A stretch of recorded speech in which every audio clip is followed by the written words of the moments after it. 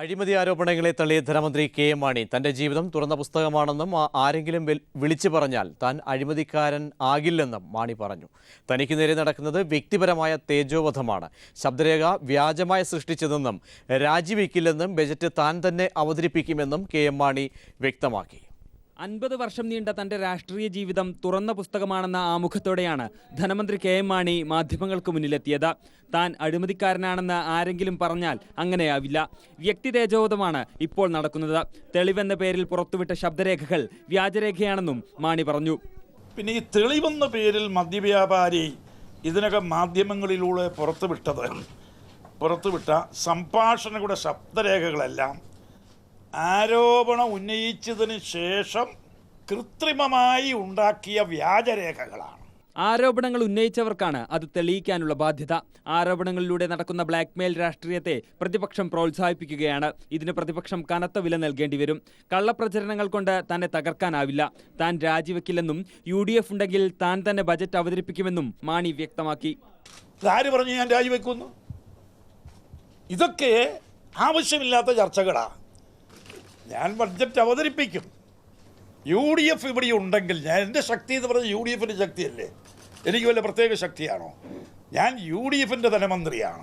ധനമന്ത്രി അല്ലാതെ പിന്നെ വേറെ വകുപ്പ് മന്ത്രിമാരാരെങ്കിലും ബഡ്ജറ്റ് അവതരിപ്പിക്കും? PC ജോർജിന്റെ പ്രസ്താവനകൾ അനാവശ്യമാണ്.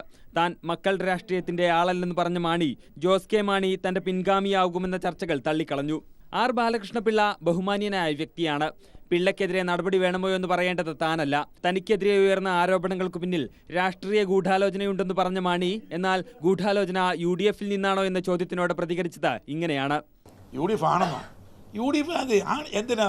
ഇനി ആവശ്യമില്ലല്ലോ. ഇപ്പം അത് പറയേണ്ട UDF എങ്ങനെയാണ് ഗൂഢാലോചന നടത്തുന്നത്? UDF നേതാവിനെതിരെ ഗൂഢാലോചന നടത്തുമോ? രാഷ്ട്രീയ ഗൂഢാലോചന നടത്തിയവർ ആരാണെന്ന് പറയേണ്ട സമയത്ത് പറയും. താൻ മുഖ്യമന്ത്രിയാകാൻ ആഗ്രഹിക്കുന്നില്ലെന്നും മാണി വ്യക്തമാക്കി. ബാർകോഡ് ഉൾപ്പെടെയുള്ള ആരോപണങ്ങൾ ഉയർന്ന ശേഷം ആദ്യമായാണ് കെ.എം. മാണി വിശദീകരണവുമായി വാർത്താസമ്മേളനം നടത്തുന്നത്. News bureau, Thiruvananthapuram. ബാർകോഴ കേസിൽ മുഴുവൻ തെളിവുകളും പുറത്തുവരുന്നതിന് മുൻപേ കെ.എം. മാണി അകത്താകുമെന്ന് ബിജു രമേശ്. ബാർ അസോസിയേഷൻ യോഗത്തിന്റെ കൂടുതൽ തെളിവുകൾ നാളെ പുറത്തുവിടും.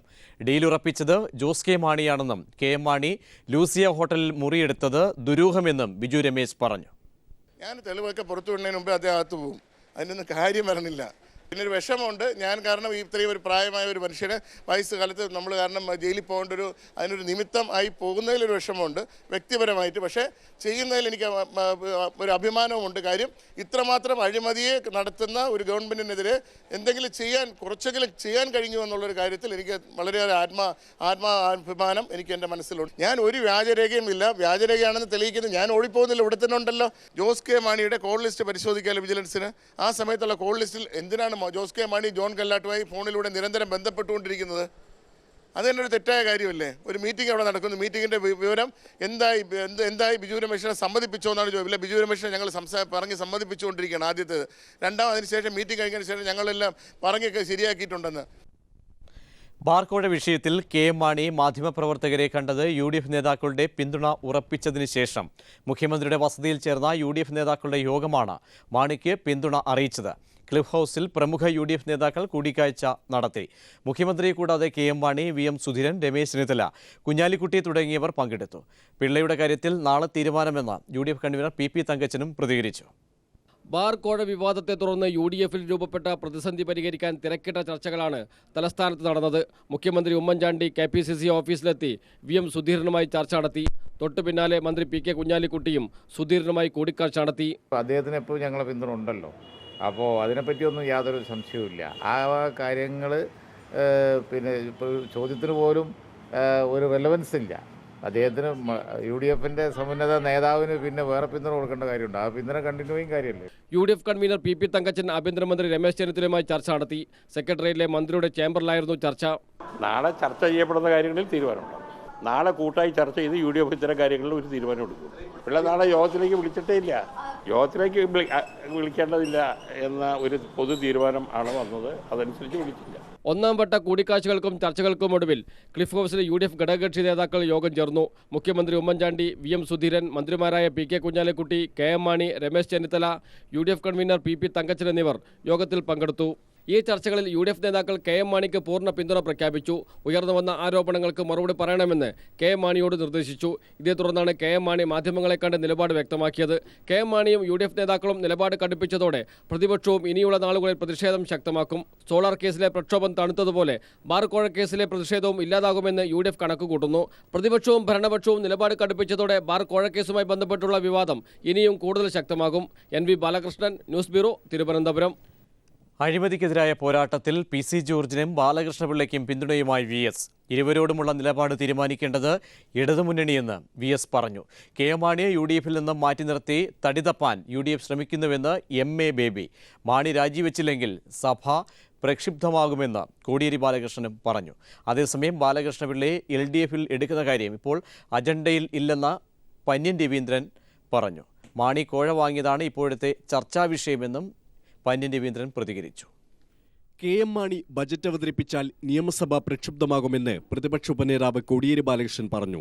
അതിന് ഉത്തരവാദി മുഖ്യമന്ത്രി മാത്രമായിരിക്കുമെന്നും മാണിയെ അടിയന്തരമായി അറസ്റ്റ് ചെയ്ത് കോടതിയിൽ ഹാജരാക്കണമെന്നും കോടിയേരി വ്യക്തമാക്കി. അങ്ങനെ മാണി ബഡ്ജറ്റ് അവതരിപ്പിക്കാൻ നിയമസഭയെ സമീപിക്കുകയാണെങ്കിൽ കേരള നിയമസഭ ഇതുവരെ കാണാത്ത സംഭവങ്ങൾക്ക് ഉമ്മൻചാണ്ടി ഉത്തരവാദിത്തം വഹിക്കേണ്ടതായിട്ട് വരും. ഇത് കേരളത്തിലെ ജനങ്ങളോടൊരു വെല്ലുവിളിയാണ്. അങ്ങനെ വെല്ലുവിളിച്ച് കേരളം ഭരിക്കാമെന്ന് KM മാണി കരുതരുത്, ഉമ്മൻചാണ്ടി കരുതരുത്. മാണിയെ UDFിൽ നിന്നും മാറ്റി നിർത്തി തടിതപ്പാൻ UDF ശ്രമിക്കുന്നുവെന്ന് MA ബേബി പറഞ്ഞു. മാണിക്കെതിരെയുള്ള പ്രതിഷേധവുമായി മുന്നോട്ടു പോകുമെന്നും ബേബി കൂട്ടിച്ചേർത്തു.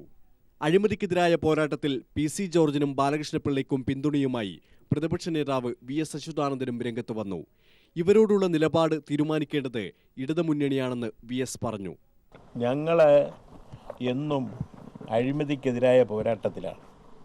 ആ അഴിമതിക്കെതിരായ പോരാട്ടത്തിൽ ഓരോരുത്തരും പുറത്തെന്തു പറയുന്നതായാലും ശരി, അതിനോടുള്ള സമീപനം എന്തെന്ന് നോക്കിയിട്ടാണ് അതേക്കുറിച്ച് ഇടതുപക്ഷ ജനാധിപത്യ മുന്നണി തീരുമാനമെടുക്കുക. എന്നാൽ പിള്ളയെ LDFിലെടുക്കുന്ന കാര്യം ഇപ്പോൾ അജണ്ടയിലില്ലെന്ന് CPI സംസ്ഥാന സെക്രട്ടറി പന്ന്യൻ രവീന്ദ്രൻ അഭിപ്രായപ്പെട്ടു.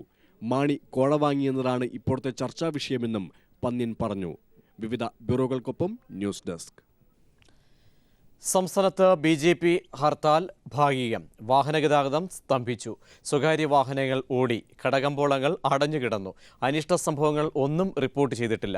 വൈകിട്ട് 6 മണിവരെയായിരുന്നു ഹർത്താൽ.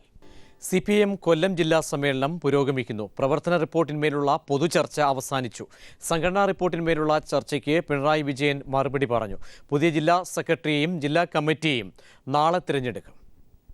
പാർട്ടി ജനാധിപത്യത്തിന് കരുത്തേകി ഏറ്റവും ശക്തമായ വിമർശനങ്ങളും സ്വയവിമർശനങ്ങളും CPIM ജില്ലാ സമ്മേളനത്തിൽ 50ഓളം അംഗങ്ങൾ ഉയർത്തി. 2 ദിവസം നീണ്ടുനിന്ന ഗ്രൂപ്പ് ചർച്ചകളും പൊതുചർച്ചകളും 2 റൗണ്ട് പൂർത്തിയായതോടെ ജില്ലാ സെക്രട്ടറി K രാജഗോപാലും തുടർന്ന് സംസ്ഥാന കമ്മിറ്റിക്ക് വേണ്ടി സംസ്ഥാന സെക്രട്ടറി പിണറായി വിജയനും മറുപടി നൽകി. RSP മുന്നണി വിടാനുള്ള സാഹചര്യവും അതിന് മുൻകൈയെടുത്ത NK പ്രേമചന്ദ്രന്റെ മാസങ്ങളായുള്ള തയ്യാറെടുപ്പും അക്കമിട്ട് പിണറായി വിജയൻ മറുപടി പ്രസംഗത്തിൽ നിരത്തി. 2.5 മണിക്കൂർ നീണ്ട മറുപടി പ്രസംഗത്തിൽ സമ്മേളന പ്രതിനിധികൾക്ക് കൃത്യമായ മറുപടിയും അദ്ദേഹം നൽകി. 10ഓളം പ്രമേയങ്ങളും സമ്മേളനത്തിൽ അവതരിപ്പിച്ചു. കൊല്ലം ജില്ലയുടെ വികസനത്തിന് കൈകോർക്കുക, KMML എന്ന പൊതുമേഖലാ കമ്പനിയെ സംരക്ഷിക്കുക, സ്ത്രീകൾക്കെതിരെയും കുട്ടികൾക്കെതിരെയും ഉയരുന്ന അതിക്രമങ്ങൾ തടയുക, പാവപ്പെട്ടവരുടെ പ്രശ്നങ്ങൾക്ക് മുൻകൈയെടുക്കുക തുടങ്ങുന്നതായിരുന്നു പ്രമേയങ്ങളുടെ ആവശ്യം. പുതിയ ജില്ലാ കമ്മിറ്റിയെയും ജില്ലാ സെക്രട്ടറിയെയും സംസ്ഥാന സമ്മേളന പ്രതിനിധികളെയും സമ്മേളനം തെരഞ്ഞെടുക്കും. 1 ലക്ഷം പേരുടെ ബഹുജന റാലിയോടെ പൊതുസമ്മേളനം PK ചന്ദ്രാനന്ദൻ നഗറിൽ നടക്കും. പ്രതിപക്ഷ നേതാവ് VS അച്യുതാനന്ദൻ ഉദ്ഘാടനം ചെയ്യും. ന്യൂസ് ബ്യൂറോ, കൊല്ലം.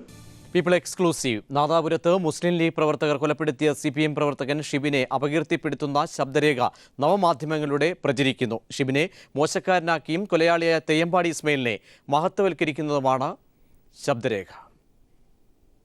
നാദാപുരം വെള്ളൂരിലെ CPIM പ്രവർത്തകനും നാട്ടിലെ സാമൂഹ്യ പ്രശ്നങ്ങളിലെല്ലാം സജീവമായി ഇടപെടുന്ന യുവാവുമായിരുന്നു ഷിബിൻ.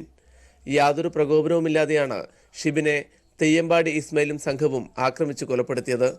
19-കാരനെ ക്രൂരമായി കൊലപ്പെടുത്തിയ ക്രിമിനലുകൾക്കെതിരെ പ്രതിഷേധവുമായി നാട്ടുകാർ ഒന്നടങ്കം രംഗത്തെത്തിയപ്പോഴാണ് കൊലപാതകത്തെ ന്യായീകരിച്ചുകൊണ്ടുള്ള ശബ്ദരേഖ പുറത്തു വന്നിരിക്കുന്നത്. ഒരു 10-15-20 ഈ ചത്ത പോലത്തെ ചെക്കൻ്റെ കുറച്ച് പിള്ളേർ ഭയങ്കര ബുദ്ധിമുട്ടാണ്. അതിലൂടെ ആയിരിക്കും പോകാൻ പറ്റാത്തൊരവസ്ഥയാണ്. ഇങ്ങനെല്ലാം പ്രശ്നങ്ങളാണ് നടന്നുകൊണ്ടിരിക്കുന്നത്. CPIM പ്രവർത്തകർക്കെതിരെ ഇനിയും ശക്തമായ ആക്രമണങ്ങൾ നടത്തണമെന്ന ആഹ്വാനവും ശബ്ദരേഖയിലുണ്ട്. സംഭവം വർഗീയവൽക്കരിക്കാനുള്ള നീക്കം നടക്കുന്നതായും ശബ്ദരേഖയിലൂടെ വ്യക്തമാകുന്നുണ്ട്. പിന്നെ തിരിച്ചടിയുടെ ഒരു വിഷയം എന്താണെന്ന് വെച്ചാൽ തിരിച്ചടിക്കാൻ വേണ്ടിയത് മെയിൻ മുന്നിട്ട് നിൽക്കേണ്ട ആൾക്കാരാണ്. ഒന്ന് മുനീറും ഒന്ന് ഇസ്മായിലും. ആ ഇസ്മായിലും മുനീറും മുന്നിലുണ്ടെങ്കിലേ കുട്ടികളിൽ ഉണ്ടാവുക 100%. പിന്നെ ഒരിക്കൊരു പ്രശ്നമില്ല, എല്ലാം ആരെയാ വെച്ചാൽ നേരിടാൻ തയ്യാറായിരിക്കും. പക്ഷെ ആ ഇസ്മായിലും മുനീറും ഒളിവില്ല. പിന്നെ നമുക്ക് ആടെങ്ങനെ ഒലിക്ക് തിരിച്ചടിക്കാൻ പറ്റൂ? അത് നമ്മൾ ആലോചിക്കണ്ടേ? അപ്പൊ തീർച്ചയായിട്ടും അയ്യൊരു പരാജയം നമുക്ക് അവിടെ എന്താ സംഭവിച്ചത്, തിരിച്ചടിക്കാൻ പറ്റാത്തത്. മുസ്ലിം ലീഗ് പ്രവർത്തകരാണ് ഇത്തരം പ്രചാരണത്തിന് പിന്നിലെന്ന് ശബ്ദരേഖയിലൂടെ വ്യക്തമാകുന്നുണ്ട്. നാട്ടിലും ഗൾഫ് രാജ്യങ്ങളിലും വാട്സാപ്പ് ഉൾപ്പെടെയുള്ള നവമാധ്യമങ്ങളിലൂടെയാണ് ഈ ശബ്ദരേഖ പ്രചരിപ്പിക്കുന്നത്. PV കുട്ടൻ, കോഴിക്കോട്. കായിക വാർത്തയിലേക്ക്. ദേശീയ ഗെയിംസിനായുള്ള ഒരുക്കങ്ങൾ പൂർത്തിയായതായി മന്ത്രി തിരുവഞ്ചൂർ രാധാകൃഷ്ണൻ. ഈ മാസം 29-ന് എല്ലാ സ്റ്റേഡിയങ്ങളും മത്സരങ്ങൾക്കായി തുറന്നുകൊടുക്കും. ഗെയിംസിലെത്തുന്ന കായിക താരങ്ങളെ സ്വീകരിക്കുന്നതിനുള്ള ഒരുക്കങ്ങളും പൂർത്തീകരിച്ചതായി മന്ത്രി തിരുവനന്തപുരത്ത് അറിയിച്ചു.